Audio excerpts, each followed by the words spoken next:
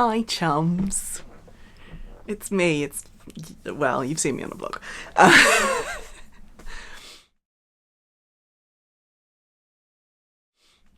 I hope you all are well. Welcome to the Spring Snowflake podcast. My name is Sophie.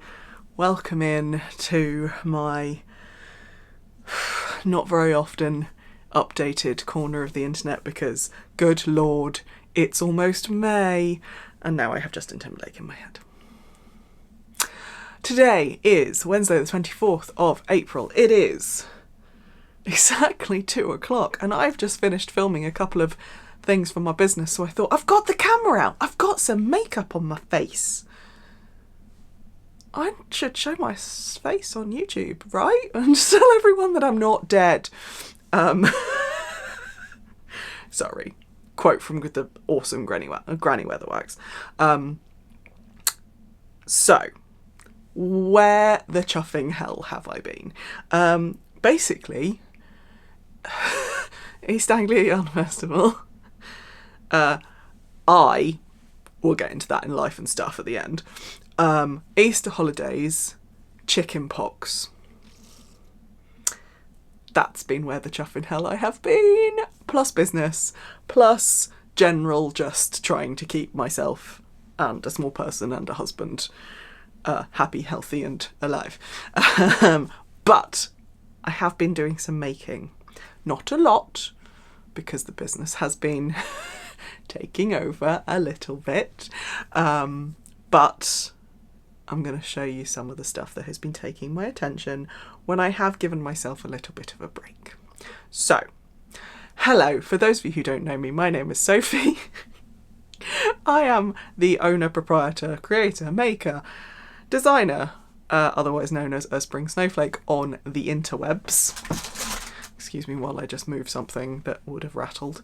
I am a crochet designer. I own a small business that produces both designs. I teach and also I sell what is affectionately called woolly wire, which I will show you some of because I've just filmed an instructional video. I might have just taken it out of shape. This might be the thumbnail.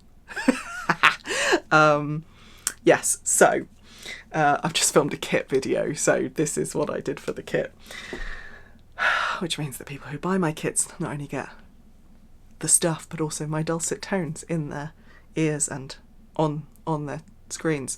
But yeah, I make small things, I make big things, I make, currently this is waiting to be sewn. And that's what I do generally with my life. Today I'm going to talk about nothing finished because I don't think I have actually finished anything. There's a lot that's been frogged, there's a lot that's been started, there's a lot that's had to be put on indefinite hiatus because I've had massive arm issues in the last few months, plus health stuff. But I am going to get stuck in and show you 3 works in progress that I've been doing: 2 crochet, 1 knitting. I'm finally back to knitting after that. So I've had some wrist and some elbow issues, which could be RSI, could be other stuff, basically strain, pretty much from doing repetitive things for my business. And I found ways to manage that, so that's good, which means it's not helping as much, it's not hurting as much, but I need to be careful basically when it comes to crafting that's not business related.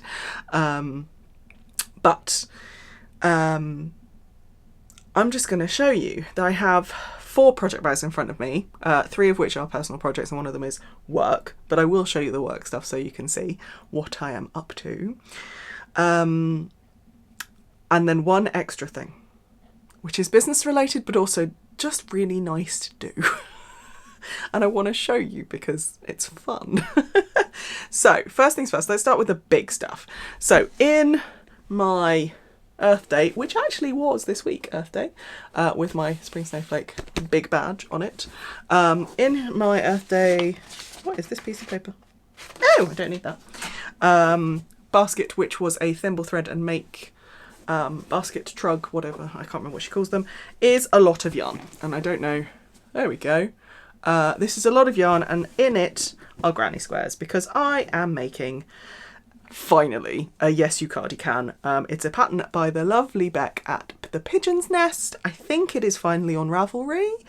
And I am using a plethora of yarns in order to make 4 different colours of squares. So I'm going to show you the squares, and then I'll tell you what the yarn is. So square 1, square 2, these are 2 different yarns. I'm alternating colours every round. Square 3 and square 4. So some are high contrast and some are low contrast, and I've done that specifically. Now the yarns, and I know I need to remember what I'm holding with what.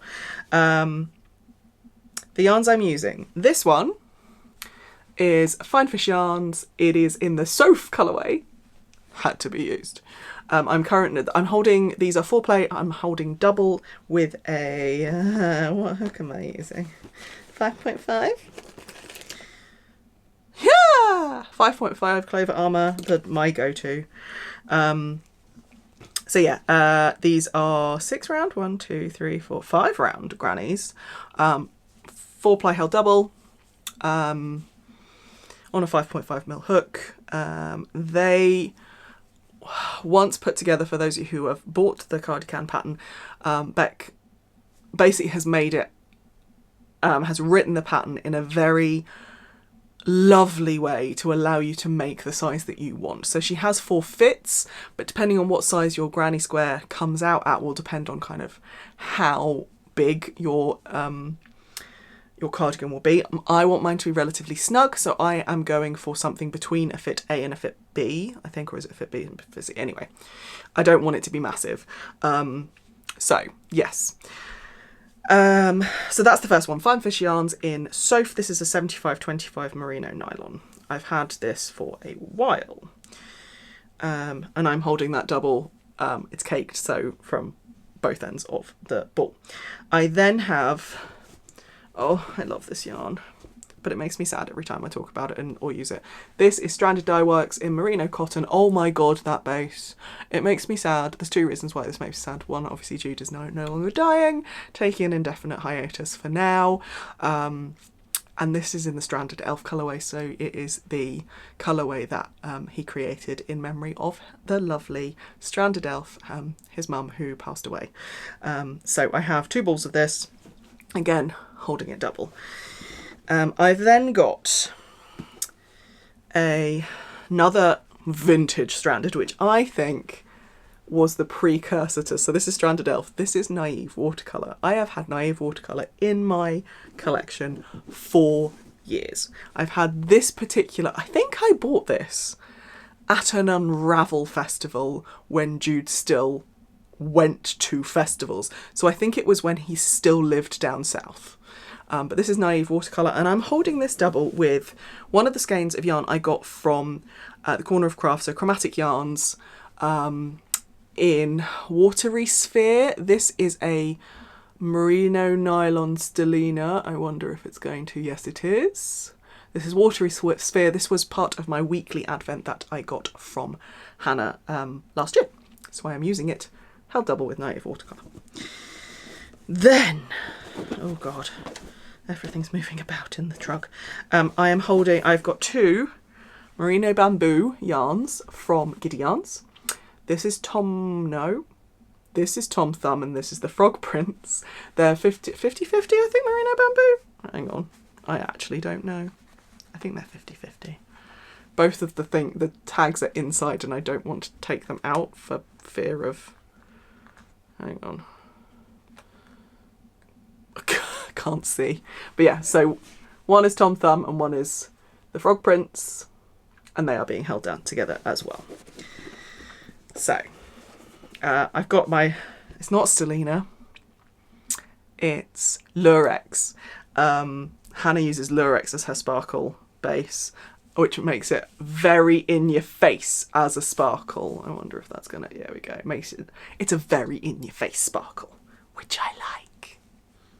I really like.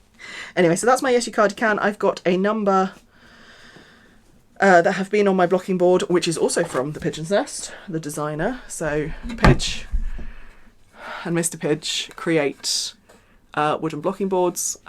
They don't make them very often because they try and source the material, the wood responsibly, and there's only so many different types of wood that can be made into a blocking board that won't break when you're trying to drill all the holes in.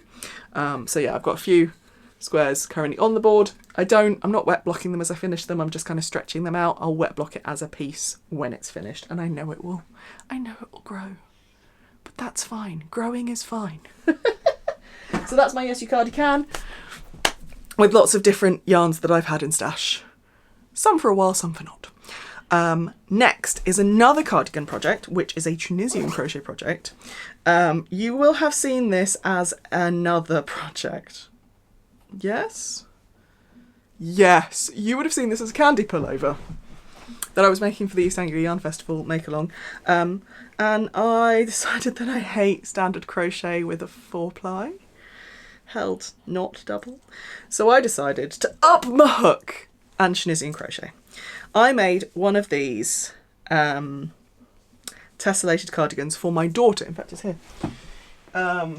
Which she basically put on, said it was itchy, and then never wore. So I made this tessellated cardi for Amelia last summer. Hang on, so I made this for her last summer out of 1.5 skeins of yarn. She put it on, she said it was itchy, and then gave it back to me, and it's been sat in my to be frogged pile. But I'm making one for myself out of the Fibre Fox's advent calendar. Now, which way round am I? That's the back.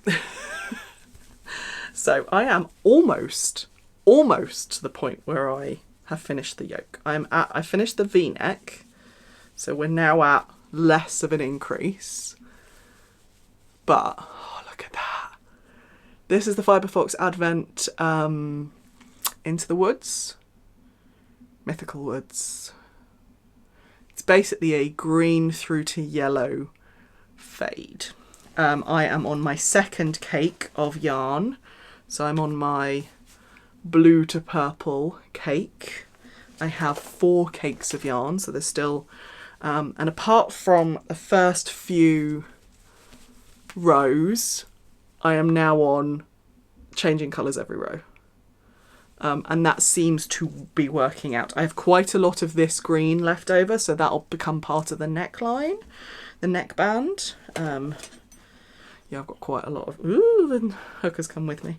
But this is Tunisian. It is Tunisian entrelac, which I am a Tunisian person. I love Tunisian crochet. It makes me happy. The pattern is by Abbeymade, who I believe is an Australian designer. But I've got all my tiny little nuggets of... Ooh, oh, they've all started unravelling. I have my tiny nuggets of little yarn that I will either put into the neckband or other projects, because tiny bits of yarn can always be used, can't they? But yeah, I'm really enjoying it. I pick it up now and again. It is in a... I did show you. It is in my Nutcracker Little Grey Girl zip bag that I got with my Little Grey Girl 12 Days of Christmas this year. And my stitch marker holding my stitch so it doesn't unravel is... Which way round? It doesn't really matter, actually. This is a new stitch marker and earring resin maker, the lovely P, who is going under the guise of Magpie Fragments. Can we please focus on the deliciousness that is in front of us? Thank you. This colourway is Sophie. P is a very lovely friend of mine, and she made quite a lot of us stitch markers and earrings in like colours that inspired her by About Us, and she's now selling them under the business name Magpie Fragments. I don't have my earrings to hand, but I do have a few of the other stitch. So she did traditional stitch markers for me, and she did earring clasp ones. So these are the... Let's see if I can show it. So there's... come on. My face is not in the picture. Can we please? Thank you. So there's turquoise and blues and a bit of glitz in there. I love them. Pia's, she started as just having some fun with resin, but these are delightful. They're delightful. So yes, I also have my Emma Ball tin in here that the lovely Jo gave me as part of our advent swap this year, last year. So that is my Tessellated Cardi, patterned by Abbeymade, in my Fibre Fox advent from 2022. I want to get at least one advent done. Right, project number 3 is in another little grey girl bag, which I bought at Unravel Festival. It is one of her drawstring over the hand ones, which I love because you can walk around a yarn festival and be making. And in here is, I'll show you the yarn first. This is Die Candy. This is my attempt of a gobstopper ball. This is her plant, banana, pineapple, merino, plant-based, that she got made, like we did a Kickstarter. I will pop somewhere on the screen what the makeup of the yarn is, but it's plant-based plus merino, and it's lovely to work with. It's so soft, but also it's not full wool. So I feel like this will, and the reason why I'm making with this right now is I have short hair. I don't want to wash my hair and style it every day.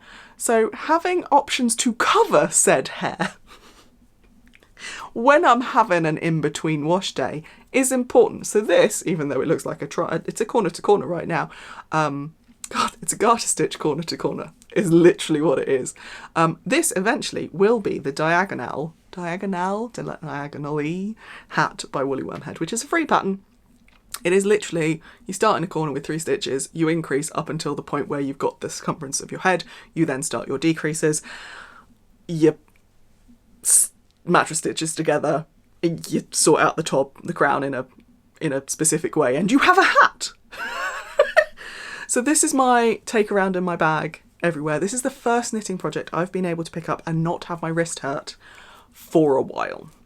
So this is coming with me to Edinburgh this weekend. I am going to be on a plane and be away for 36 hours up to Edinburgh to go to the Woolly Good gathering in Edinburgh this weekend, Friday the 26th and Saturday the 27th. Literally just checking my phone. No. And I will be there, and I'm going to try and vlog. Don't hold me to it, but I'm going to try and vlog because I am not working this weekend. And I managed to vlog at EAYF while I was working. So I have no excuse. But yes, that will be coming on the plane with me. I might swap out the metal needles for bamboo needles for the flight. Although I'm only taking carry-on. So we'll have to see. Maybe have I got, hang on. What size are you? 3.25 millimetre needles. I think I might have those in liquor. So I've got some wooden needles, that's fine. Yes, so this is another, so this is my, oh I love it.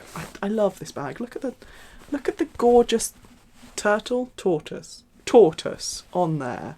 Look at how beautiful they are.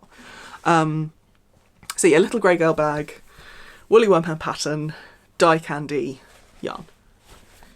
I'm trying to remember what the base name is. That's really annoying me because it's a really cool name. Right, I'm going to tell you a bit of business stuff. So as I said, my handmade business at Spring Snowflake is currently full-time, which is scary, and creative business and craft making to sell is not an easy place to be at the moment because of cost of living and people generally not spending on things that are frivolous. But I'm still really enjoying it. What I'm going to be taking to Edinburgh this weekend is this giant bag, which actually is 2 bags. These are my East Anglia Yarn Festival purchases. This was from Eldenwood Crafts, and this was from Stitched by Mrs. D. And in here are... This bag is full of finished cord. So I have like a couple of spindles I have some coconut balls. I have just some...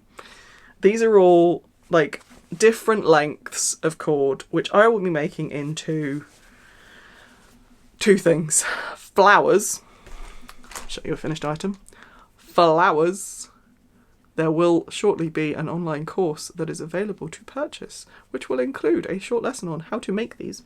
And also, here's one I made earlier that's attached to my own glasses. Glasses cords! I am entering my... I don't want to put them on my head anymore because I forget they're there. So if they're around my neck, then that might be easier. But I really like... You can have them in any colour and you can match them to your glasses. My husband will snort with derision at me for being so excited about these, but I love them. Anyway, so I will be making them while I'm away.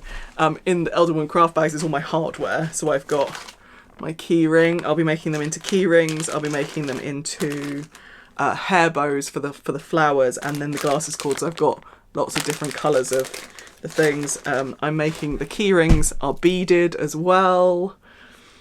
And these are all coming as little ready-to-sell bits for an event that I'm going to be doing on May Day weekend, which is next weekend, called the Country Craft Fair, which is a very large event at Penshurst Place in Tunbridge in Kent, over 3 days. If you are in that area and you fancy coming to a lovely stately home with amazing grounds, it's a very large event. We're expecting, I think, 12,000-ish people over the 3 days. The lovely Jules from the printing press workshops will be there with Chewy for Saturday and Sunday to help me out, and then my brother's coming to help me on the Monday. Mostly I'm going to be doing kits and custom orders, but I wanted to have something that people could take away if they wanted to. So key rings, hair clips, glasses cords, kits, all sorts of fun things that you can make with cord, because it's an obsession of mine now, guys. I'm really enjoying meeting people and talking about it. Everyone's kind of saying, oh, I've not seen this before. I really love that. It's one of those things that is just gives me such pleasure to talk to people about, particularly those, and this is where my last project comes in, who used to use one of these or something of its ilk. This is a French knitting doll. This one is from Rico. It's very cheap. I actually sell plastic ones, not wooden ones. In my own shop. I sell the little plastic bees. They're so cute for like a £5. Which compared to, and I don't have it up here, it's downstairs, compared to like my knitting mills, the tulip knitting mills that I use to kind of mass produce and I use in my workshops, they're £45 retail. In fact, certain times of the year, if you're trying to buy on Amazon, they're upwards of £65. But I sell them £45 at my shows. But mostly I use them at in my classes, and this is just a really nice slow way of creating the same thing. You still create an I-cord, but it is, if I get the thing out, yep, you are creating it one stitch at a time rather than cranking a handle and turning it out.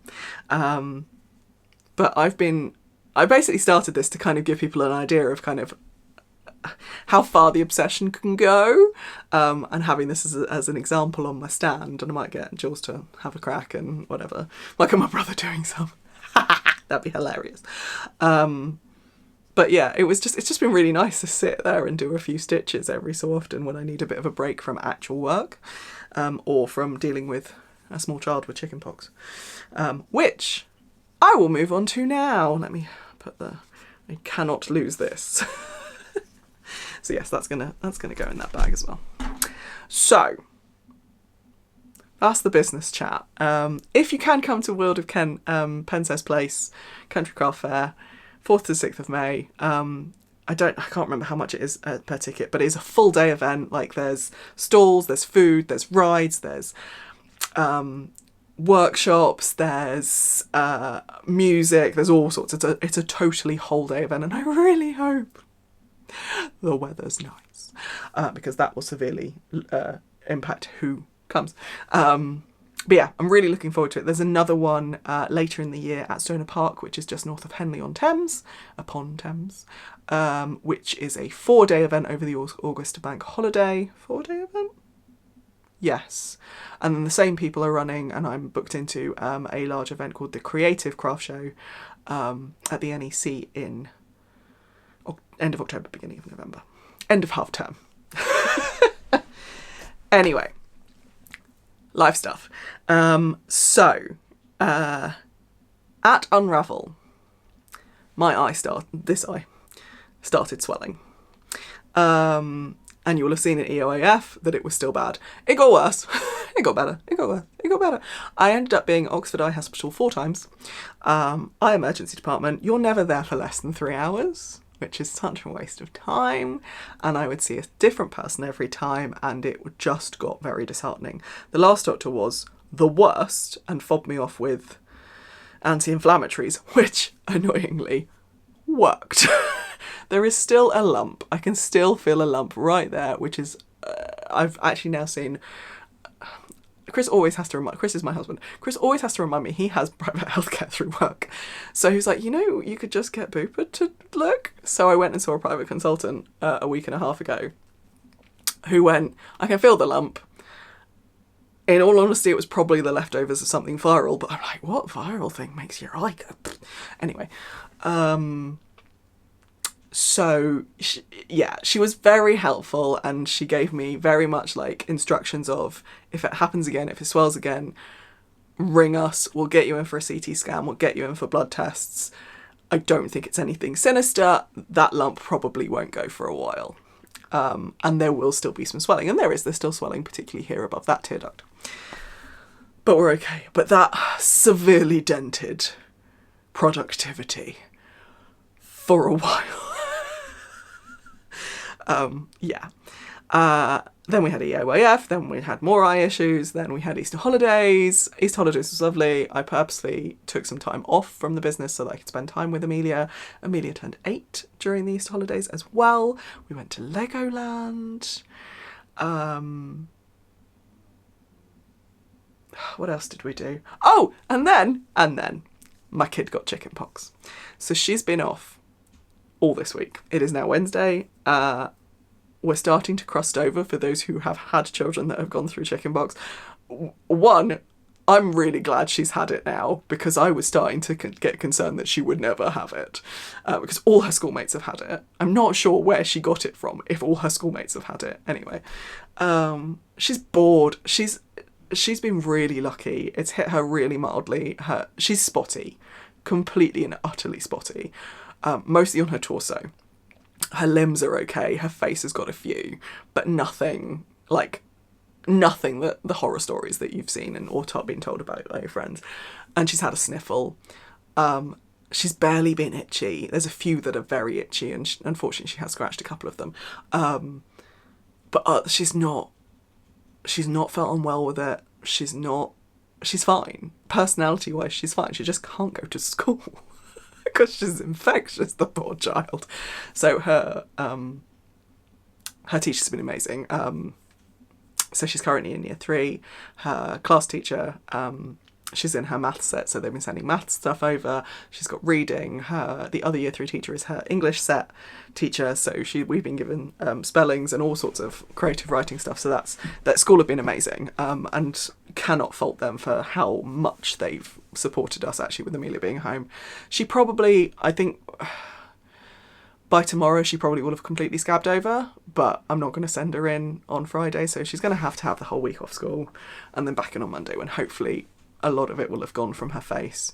At this age, you never know how self-conscious and how much other children will point it out. And my kid is a sensitive child, bless her, so we're not going to put her through that. She's just going to have the week at home. But obviously, with a massive show coming up, again, dented productivity. But otherwise, it's just been busy. It's just been busy.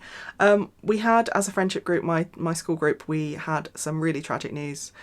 A couple of, was it last week? Oh God, it was over the weekend, where a friend of mine who I went to school with, who is a year younger than me, unfortunately passed from cancer.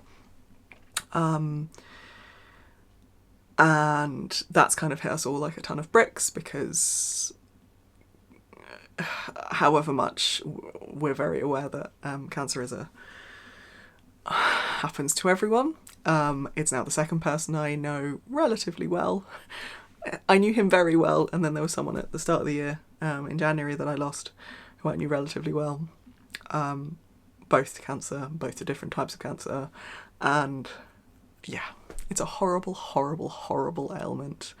And so, one thing I have decided is that my pattern that went into the EAYF booklet, Norma's horny cuff, you have to say that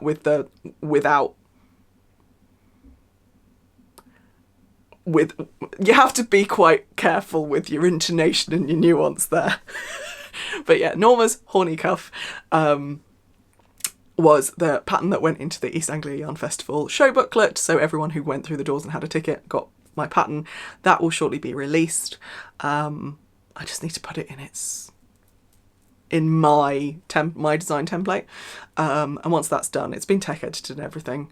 I will be putting that up for, normally my pattern's at £5 plus whatever tax your country charges. But I'm going to be putting that up for £3 and minus the tax and minus any design. So I get it tech edited, therefore I pay a tech editor. So any kind of design costs, any profits that I make will be going to cancer research, in memory of my lovely Page.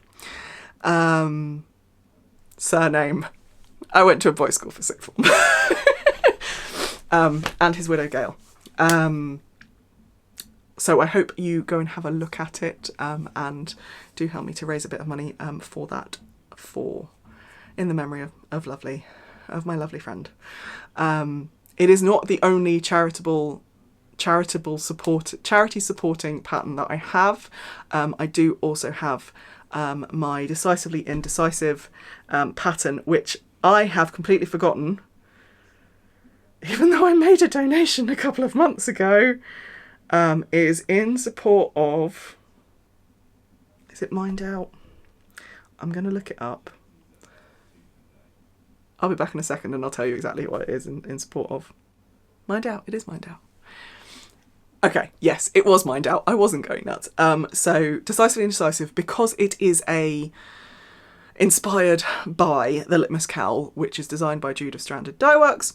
I wanted to passively support Jude by sending profits of the pattern to Mind Out, which is a mental health service run by and for LGBTQ plus people. So if you wanted to help me help a charity, you can either, when the cuff comes out, that profits will be going to Cancer Research UK, and then Decisively Indecisive, any profits for that goes to Mind Out, which is another UK charity as well. I'm UK based. I like to support UK charities. Other than that, there's not a lot else there's a lot going on. There's a lot going on. But I am going to be going to Edinburgh this weekend. I am flying up early on Friday morning. Well, my flight's at 5 to 9 on Friday morning from Heathrow to Edinburgh. I'll be meeting up with the lovely Helen from Giddy Yarns and Laura from the Lonely Knitter East Anglia Yarn Festival Folk Yarn Studio. I'm staying with them for an evening. We're going to be at the festival, or at the gathering, both days, and also at the event in the evening. I am one of the Kickstarter Kickstarter supporters for the event. And I'm really looking forward to seeing what Alison and the gang. Alison's the person I know of the organisers. I'm really looking forward to seeing what they've come up with as something that is small and feels like a community project, as opposed to a large project. They're not trying to emulate Edinburgh Yarn Festival in any shape or form, and I like that. It's going to be really nice to see what they've done and how their plans have come to fruition. Anyway, hopefully I will see you in that vlog. And if not, in the next video, whenever that will be. Thanks so much for watching.